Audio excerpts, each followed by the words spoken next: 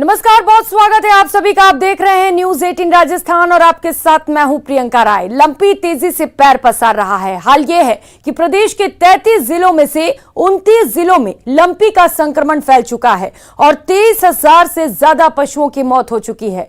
लेकिन अभी तक लंपी को महामारी घोषित नहीं किया गया है।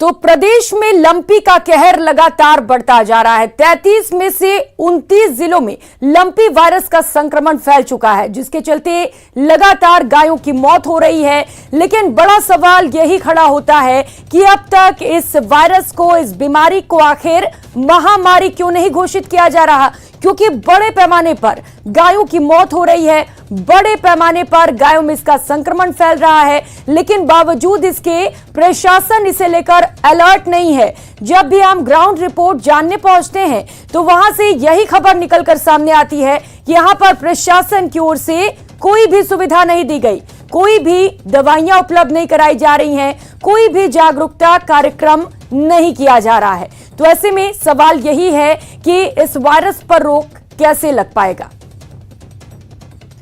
ये आंकड़े आपको दिखा रहे हैं ग्राफिक्स के माध्यम से किस तरीके से राजस्थान में लंपी का कहर फैला हुआ है। सीमावर्ती जिलों में लंपी का कहर सबसे ज्यादा है। अब तक 5,50,000 पशुओं में लंपी का संक्रमण फैल चुका है। तो 33 जिलों में से 29 जिलों में इसका संक्रमण फैल चुका है और ये लगातार बढ़ता जा रहा है, क्योंकि जैसा कि बताया जा रहा है कि हवा से ये बीमारी फैल रही है और यही वजह है कि इस पर रोक लगाना काफी मुश्किल हो चला है।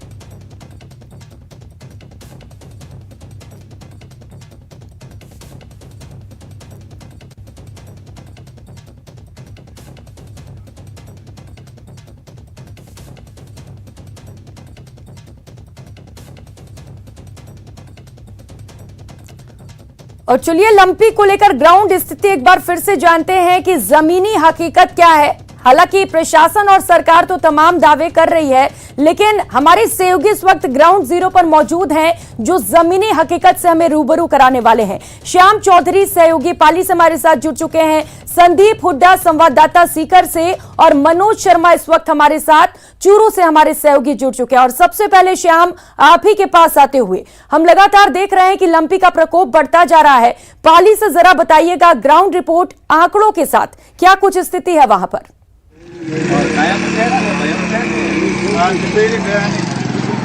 दूसरे जिलों की तरह पाली की लंपी बीमारी को लेकर कोई अछूता नहीं है। पाली की बात करें तो सरकारी आंकड़ों के अनुसार तो पाली में अभी तक 1,039 गायों की मौत हुई। लेकिन हकीकत ग्रामीण जो ये खड़े हैं, ग्रामीणों के अनुसार ये आप देख सकते हैं कि एक छोटे सा गांव है जिसमें अभी ये इतनी गायें खड़ी है जिसमें ये लंपी से प्रभावित है। और ये ग्रामीण जो यहाँ पे खड़े हैं ये बता रहे हैं कि इनके गांवों में, हर गांव में कम से कम 50 से अधिक गायें हैं जो लंपी की वजह से मर चुकी है और कई गायें हैं जो अभी भी संक्रमित है।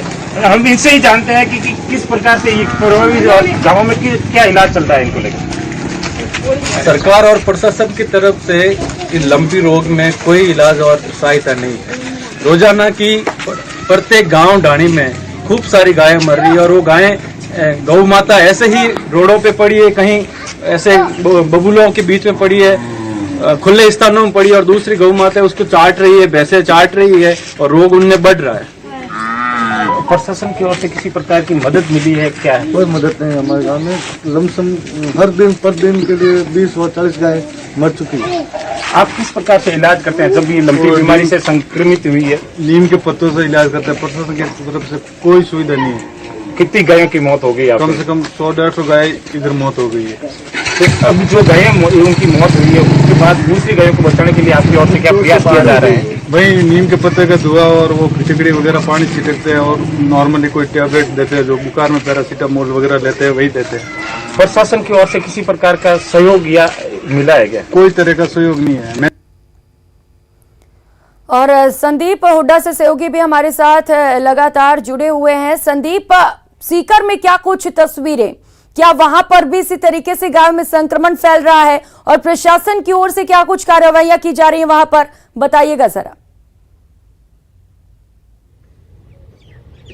लेकिन सीकर जिले की अगर बात करें तो तकरीबन प्रशासन जो पशुपालन विभाग है और जिला प्रशासन है वो ये मान रहे हैं कि 13,000 जो अब तक की जो आंकड़े हैं उसके मुताबिक 13,000 पशु हैं वो संक्रमित लंपी से पाए गए हैं। इसके साथ साथ प्रशासन का मानना है कि तकरीबन 768 कल तक के आंकड़े थे, तो आज की अगर बात करें तो 800 जो पशु हैं उनकी लंपी से मौत हुई है। लेकिन प्रियंका ये सब जो अलग ग्राउंड पर अपन देखें और प्रशासन के आंकड़ों की बात करें तो बहुत ज्यादा फर्क नजर आ रहा है, क्योंकि अगर लोगों से बात करेंगे, किसानों से बात करेंगे तो ये माना जा रहा है कि तकरीबन 5,000 से ज्यादा पशुओं की मौत सीकर जिले में हो चुकी है। और गांव-गांव से इस तरह के आंकड़े आ रहे हैं जिसमें एक-एक गांव से 100-100, 150-150 पशुओं की मौत की सूचना आ रही है। तो जो दावे हैं, जो आंकड़े जो प्रशासन बता रहा है वो तो बिल्कुल जो ग्राउंड रिपोर्ट है वो उससे उलट है। दूसरी सबसे ज्यादा जो संक्रमण जो फैल रहा है वो जिन पशुओं की मौत हो चुकी है और उनको जैसे खुले में डाला जा रहा है या जो बड़ी गौशाला है उनके पीछे गड्ढे खुदवा दिए, उन पर समय पर मिट्टी नहीं डाली जा रही है। तो जो मृत पशु है, क्योंकि जो पशु चिकित्सक है वो भी ये बता रहे हैं कि जो मृत पशु है उससे संक्रमण ज्यादा फैलता है, बजाय जिंदा पशु के उस पर मक्खी बैठती है, वो दूसरी जगह जाती है, वो दूसरे पशु को संक्रमित करती है। तो ये एक बड़ी चुनौती प्रशासन के लिए बना होगी, किस तरह से जिनकी मौत हो रही है उनका डिस्पोजल करें। उससे पहले हम एक बार बात करेंगे, हमारे साथ कुछ ग्रामीण हैं, इनसे किस तरह से जो संक्रमण फैल रहा है उसके बाद और आंकड़ों पर हम चर्चा करेंगे। किस तरह से संक्रमण फैल रहा है गाँव में, आप रोज देखते हो कितनी गायें संक्रमित हो चुकी हैं? मेरे पास 7 गायें थी, 4 गायें मर चुकी हैं, कोई पूछने आया नहीं, कितनी मरी कितनी नहीं मरी, न कोई इलाज कराने के लिए आया। तो आपने सूचना दी थी क्या प्रशासन को? बिल्कुल दी थी, पर आए नहीं। अब ये जिस तरह से आप देख सकते हैं कि किस तरह के आंकड़े जो प्रशासन बता रहा है उनमें और इनमें क्या फर्क नजर आ रहा है। कितने संक्रमित पशु हैं आपके? हमारे यहाँ तो बहुत ज्यादा, आवारा पशुओं की संख्या गिने तो बहुत ही ज्यादा है। जो पालतू पशु हैं वो तो है ही, उनकी तो जरूर वो घर वाले देखभाल कर लेते हैं, लेकिन जो आवारा पशु हैं वो रोज काफी बड़ी संख्या में मर रहे हैं। तो ये जो आंकड़े, अब हम ये इसी पे चर्चा कर रहे थे कि जो एक आंकड़े प्रशासन बता रहा है और दूसरे अगर हम लोगों से बात करें और गांव की बात करें तो जो स्थिति बहुत ज्यादा खराब है, क्योंकि रोज जो है वो पशुओं की मौत हो रही है। जी बिल्कुल। और संदीप देखिए, आंकड़ों में हेर फेर करना, फेर बदल करना, ये अपने आप में ही बेहद दुर्भाग्यपूर्ण है, क्योंकि गायों की मौत हो रही है, इस पर चिंता दिखाने की बजाय, इस पर कार्रवाई करने की बजाय आंकड़ों में हेरफेर किया जा रहा है। मनोज, आपके पास आते हुए चूरू से बताइएगा, वहां पर से क्या कुछ तस्वीरें सामने आ रही है, क्या वहां पर भी आंकड़ों में फेरबदल किया जा रहा है क्या?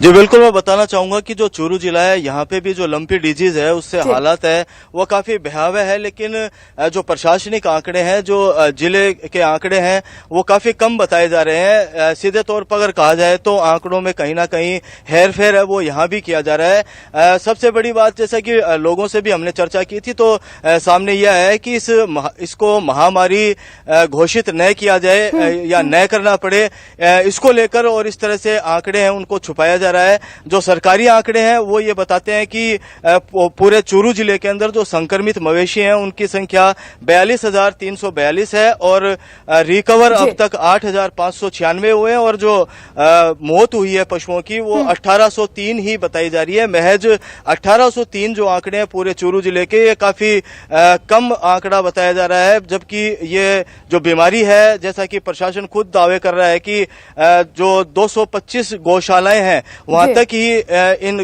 इस संक्रमण को रोकथाम के प्रयास किए जा रहे हैं। जो आम पशुपालक हैं वो कहाँ जाए, वो किससे मदद की गुहार लगाए। तो अभी हमारे साथ कुछ पशुपालक हैं वो भी बने हुए हैं, उनसे जानने का प्रयास करते हैं कि किस तरह से उनको इस लंपी डिजीज से है वो गुजरना पड़ रहा है। जी क्या कहेंगे, जो लंपी डिजीज से उससे पशुओं की मौत हुई है, क्या कहेंगे? हाँ जी, मेरे पास 4 गाय थी, वो 2 गाय तो मर गई है, 2 और बीमार हो गई है। मैं तो गरीब आदमी, उनसे ही राशन पालन करता हूँ। मेरे बच्चों का एक बच्चा तो मेरा विकलांग है, वो कुछ कर नहीं सकता, और सरकार की तरफ से कोई नहीं मिली मेरे को, न कोई डॉक्टर आया न कोई कुछ मिल रहा है। मैं तो गरीब आदमी हूँ साहब, और मैं क्या बोलूँ। तो अब जैसे कि कोई सरकारी सहायता आपको नहीं मिली है, पशुपालक हैं आपका, आप जैसा आप बता रहे हैं कि आपका गुजारा इन 2 मवेशियों से हो रहा है, तो आगे अब क्या चाहते हैं, किस तरह से आपका कामकाज चलेगा, किस तरह भरण पोषण करेंगे? किस तरह से साहब इसका कुछ मिले तो मैं कुछ और गाय ले आके तो मैं और कुछ काम तो कर नहीं सकता हूँ, मैं तो यही काम कर सकता हूँ। कितनी गाय है अभी 2 और है, 2 भी बीमार हो गई कल से। डॉक्टर वगैरह को कॉल किया था? डॉक्टर तो आए थे लेकिन उससे कोई बैठा नहीं, बोले दवाई है ही नहीं, इसका इंजेक्शन सरकारी सहायता कुछ नहीं मिली साहब मेरे को। जैसा कि इन्होंने बताया कि सरकारी सहायता अभी तक कुछ भी नहीं मिली है। साथ ही हमारे साथ जो पार्षद हैं यहाँ मोहल्ले के, इनके द्वारा बताया जा रहा है कि हर घर के अंदर जहाँ गाय पाली जा रही है, गाय लगभग बीमार है, मौतें भी काफी ज्यादा हुई है। इनसे जानते हैं कि किस तरह के हालात हैं वो चूरू जिले के हैं। जी क्या कहेंगे? जी मैं यही कहूँगा कि मैं आज 1 सप्ताह से घर घर जाकर के और रिपोर्ट ले रहा हूं, जिनमें से लगभग मेरे वार्ड में 70% गाय, पालतू गाय और आवारा पशु इस लंपी रोग से ग्रसित हैं, जिसके लिए मैं मेरी तरफ से प्रयासरत हूं। मगर मैं माननीय श्री गहलोत साहब से विनम्रतापूर्वक निवेदन करूंगा कि इस बीमारी को छुपाया न जाकर आंकड़े सही दिए जाएं और जो पशुपालक हैं वो कोई बड़ी बिड़ला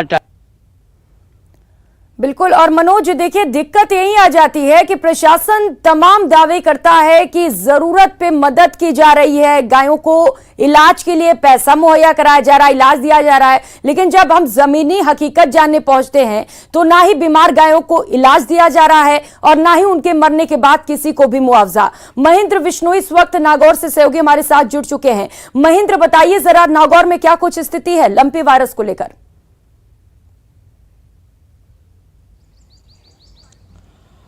देखिए, नागौर में 4000 गोवंश की मौत हो चुकी है, ये सरकारी आंकड़ा है, और 60,000 से अधिक गोवंश है वो इस बीमारी की चपेट में आ चुके हैं। जो सरकारी आंकड़ा है उसके अनुसार राहत की बात यह है कि जो 4000 गोवंश की मौत हुई है उससे 5 गुना जो गोवंश है वो रिकवर हुए हैं और करीब 7 लाख गोवंश का पूरे जिले में सर्वे किया गया है।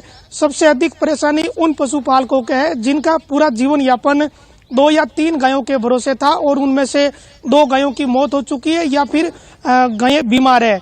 परेशानी ये भी है कि जो ग्रामीण क्षेत्र की महिलाएं हैं जो शहरों में आकर अपनी आजीविका पशुपालन के भरोसे चलाती है और गायों का दूध वो विक्रय करती है, ऐसे पशुपालकों की जो गायों की मौत हुई है। साथ ही जो छोटी डेयरी चलाते हैं जो 5 या 7 गायें अपने घरों में रखते हैं, इस तरह के नागौर में अनेक परिवार है, उनकी गायें भी इस लंपी स्किन की बीमारी की चपेट में आई है और गायों की मौत हुई है। हमारे साथ नागौर के बहुउद्देशीय पशु अस्पताल के डॉक्टर है, इन्होंने शहर और आसपास के गांवों में इन गायों का इलाज किया है। सर, नागौर में अनेक गायों की मौत हुई है, पशुपालकों की क्या स्थिति है? कई ऐसे सामने हैं जिनके 2-2, 3-3 गायें थी, उनकी मौत हो चुकी है। जैसा कि आपने भी बताया था, एक गोची परिवार है, उनके मौत हुई, क्या स्थितियां हैं अभी? स्थिति थोड़ी विकट है। जो डेयरी व्यवसाय करते हैं वो ज़्यादातर HF जो होलिस्टीन गायें हैं उनके, और उसमें ये वायरस ज़्यादा परेशान कर रहा है।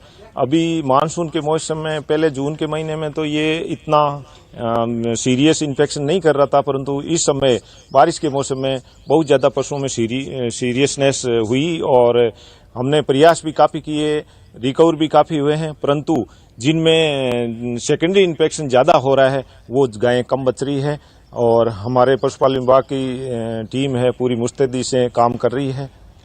सर, क्या अभी इस तरह का कोई प्रस्ताव मांगा गया सरकार की तरफ से जिसमें पशु पालकों को कुछ राहत दी जा सके, जिन पशु की मौतें हुई उनके पशुपालकों को?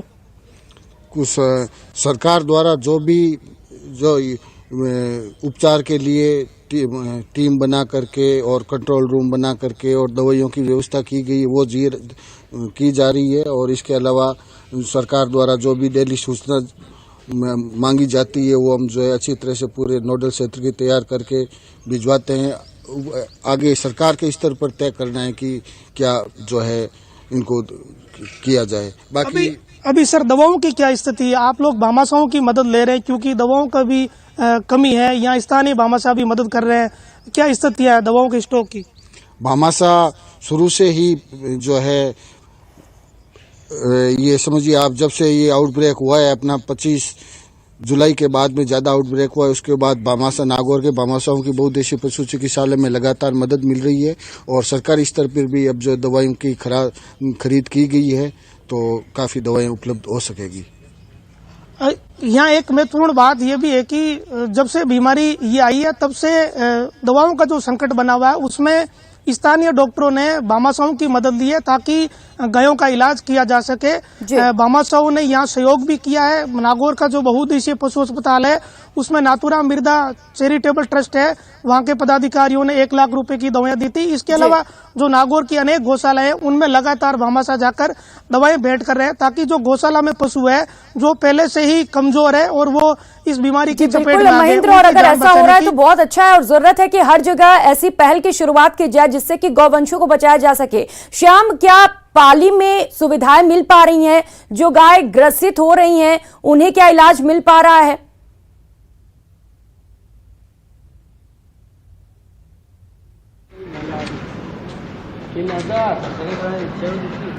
चलिए ठीक है, श्याम से थोड़ी कनेक्शन में प्रॉब्लम हो रही है। विक्रम, यही सवाल मेरा आपसे है, क्या बीकानेर में सभी इलाज मिल पा रहे हैं जो गाय ग्रसित है उन्हें?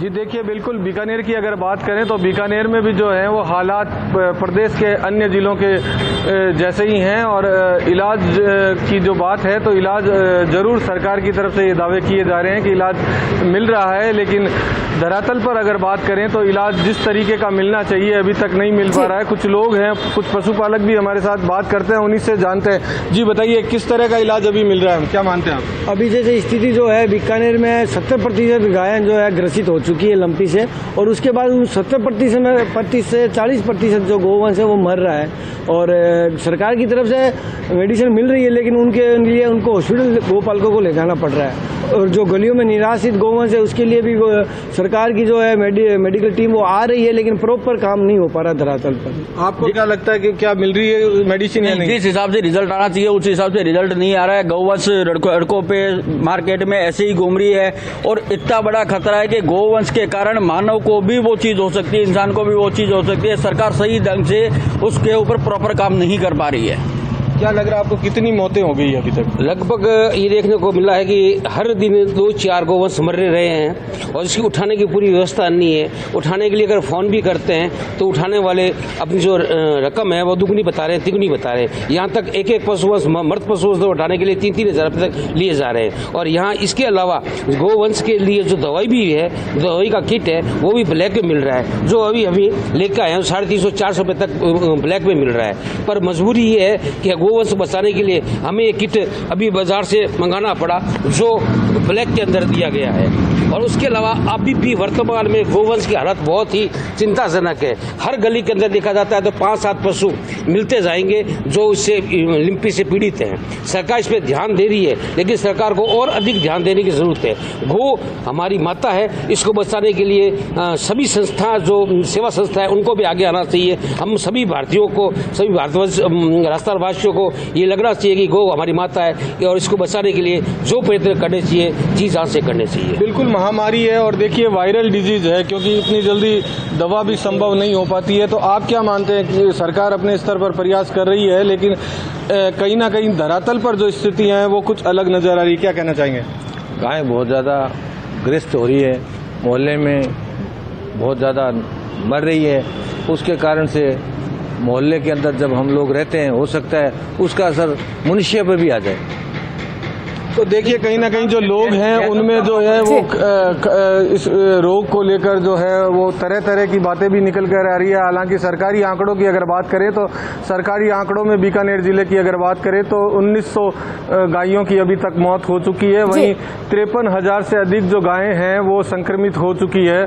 और इसके साथ साथ जो पशुपालन विभाग है उसने 7 लाख से अधिक जो गोवंश है उसका सर्वे करवाया गया है। लेकिन अगर लोगों की बात करें या पशुपालकों पशुपालकों की बात करें तो वो कहीं ना कहीं जो व्यवस्थाएं हैं उनसे खुश नहीं है। बात कर लेते हैं। जी बताइए क्या जी बिल्कुल विक्रम, व्यवस्थाएं नहीं है और यही वजह है कि जो पशुपालक हैं, जो किसान हैं, वो परेशान हैं। दवाइयां भी उन्हें समय पर नहीं मिल पा रही हैं और यही वजह है कि बार बार लगातार जो मौत का आंकड़ा है वो भी तेजी से बढ़ रहा है। संदीप, क्या सीकर में लोगों को दवाइयां मिल पा रही हैं? वहां पर चिकित्सा को लेकर क्या कुछ सुविधाएं मिल पा रही हैं? बताइएगा जरा।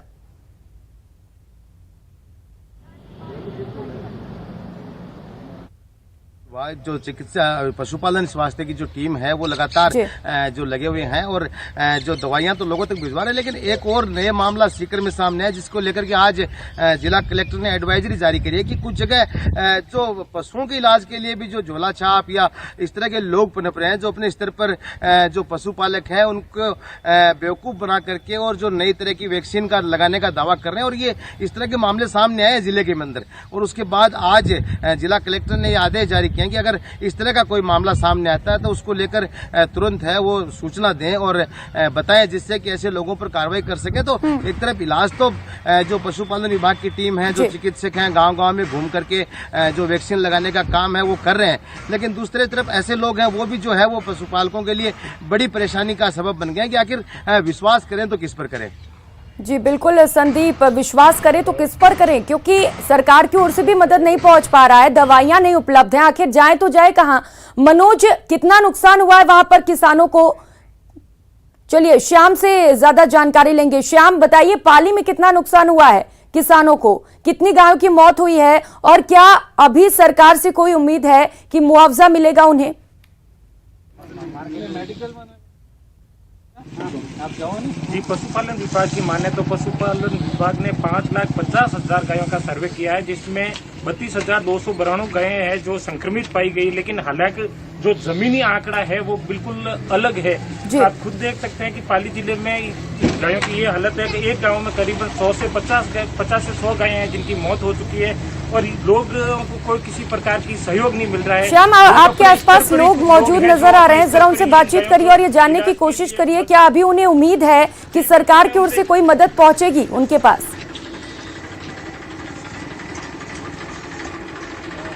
आपको अभी कोई उम्मीद है कि सरकार की ओर से आपको कोई मदद मिलेगी गायों में? जो वर्तमान में स्थिति देख रहे हैं उसके हिसाब से तो हमें बिल्कुल नहीं लग रहा कि कोई मदद मिलने वाली है, क्योंकि सरकार सिर्फ एक सर्वे करवा रही है और आंकड़े बना रही है और वो पेश कर रही है। लेकिन धरातल पे मैं कहता हूँ कि सरकार आके देखे वास्तव में हमारी गौ माताओं की क्या हालत हो रही है। हमारे आंख में आंसू आते हैं, लेकिन हम क्या करें, मजबूर है। हमारे पास लिमिटेड सोर्सेस हैं। अगर ज्यादा हमारे पास सोर्स होते तो हम ज्यादा मदद करते गौ माता की।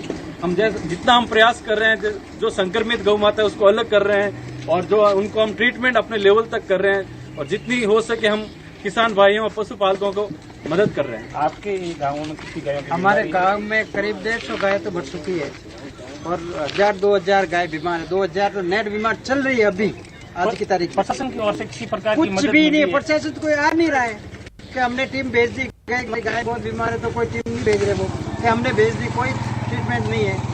हम गांव वाले कुछ जो भी है ट्रीटमेंट कर रहे हैं। ट्रीटमेंट के आधार पे फिर आपको क्या करना पड़ता है जब प्रशासन की मदद नहीं मिलती है? तो अभी क्या करें, नीम वगैरह फिटकड़ी वगैरह छिड़काव करो रही है। हमारे पास तो देसी सुई है, जो बताते हैं गाँव वाले वैसे करते हैं हम लोग। आपकी भी गायें मरी है, अब गायें नहीं है तो उसके बाद आपकी आमदनी के क्या सोर्स है, क्या करते हैं? खेती है तो खेती भी और नष्ट हो गई और क्या करते और भी बीमार, दूध वगैरह नहीं। आपको लगता है कि प्रशासन से उम्मीद है कि वो गायों की कोई उम्मीद नहीं पड़ता? आप बताइए किस तरह से उपचार किया जा रहा है आप गाँव में? पैरासिटामोल आयुर्वेदिक टैबलेट होती है, ये देते हैं। सर्फलॉक्स है टैबलेट, एंटीबायोटिक्स 3 दिन तक वो टैबलेट्स देते हैं। तो ये प्रशासन की ओर से मदद दी जाती है या कोई संस्था है? ठीक है श्याम, यानी कि यहाँ पर लोगों को बिल्कुल भी उम्मीद नहीं है कि प्रशासन की ओर से अभी भी कोई मदद पहुंचेगी, क्योंकि अब तक तो कोई असिस्टेंस नहीं मिला है, अभी तक कोई मदद नहीं मिली है, तो निश्चित तौर पर आगे भी कैसे भरोसा करें। बहुत शुक्रिया आप सभी सहयोगियों का हमारे साथ जुड़ने के लिए और ग्राउंड रिपोर्ट दिखाने के लिए। तो लगातार गौवंशों में लंपी का खतरा बढ़ता जा रहा है, लेकिन जब ग्राउंड रिपोर्ट पहुंचने हम ग्राउंड जीरो पर पहुंचते हैं, ये जानते हैं कि क्या कुछ तस्वीरें वहां से, तो तस्वीरें वाकई हैरान और परेशान करने वाली हैं। इसके बजाय कि ये सोचा जाए कि कैसे गौवंशों को बचाए, क्योंकि हम कहते हैं गाय हमारी माता है, इसके बजाय कोशिश ये की जाती है कि आंकड़ों में हेरा फेरी कर दिया जाए। फिलहाल इतना ही, नमस्कार।